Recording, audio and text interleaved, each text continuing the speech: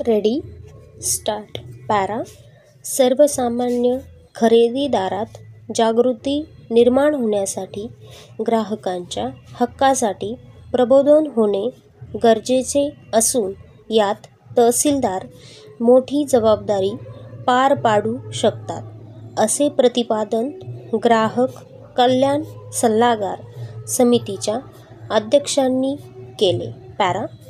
ग्राहक चळवळ ग्रामीण भागापर्यंत पोहोचवण्यासाठी जिल्ह्यातील ग्राहकांच्या तक्रारींची दखल व निराकरण तसेच सार्वजनिक वितरण व्यवस्थेची कार्यप्रणाली व त्यातील त्रुटींबाबत चर्चा व निवारण करण्यासाठी जिल्हाधिकारी कार्यालयाच्या अल्पबचत सभागृहात आयोजित केलेल्या बैठकीत अध्यक्ष बोलत होते.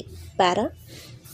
ग्राहक कल्याण समित्या व ग्राहक निवारण मंच हे फक्त अन्न व नागरी पुरवठा विभागाशी संबंधित आहेत, असा गैरसमज असून ग्राहक आपण खरेदी केलेल्या कोणत्याही वस्तू वा सेवेबद्दल दाद मागू शकतो, हा त्याचा हक्क आहे, असे स्पष्ट करून अध्यक्ष म्हणाले की अन्नपदार्थ, तेल, दूध, मसाले, औषधे व पेट्रोलियम पदार्थ यातील भेसळ रोखण्यासाठी ग्राहकांमध्ये जनजागृती होणे महत्त्वाचे आहे. पॅरा.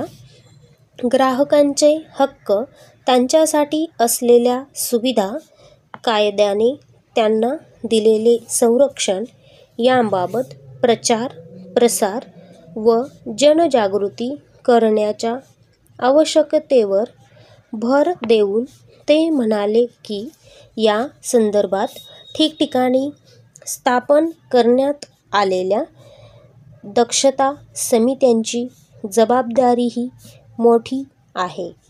अन्न व औषध प्रशासन व वजनमापे नियंत्रक यांसारख्या कार्यान्वित यंत्रणेनीही दक्ष राहून छापे टाकणे व अवैध गोष्टी आढळून आल्यास कारवाई करणे याकडे लक्ष केंद्रित करणे आवश्यक आहे. पॅरा.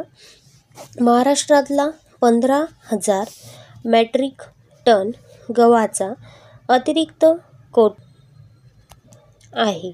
हा गहू गोरगरिबांपर्यंत पोहोचतो की नाही याची काळजी घेण्याची जबाबदारी ग्राहक जागृती क्षेत्रात कार्य करणाऱ्या स्वयंसेवी कार्यकर्त्यांचीही आहे.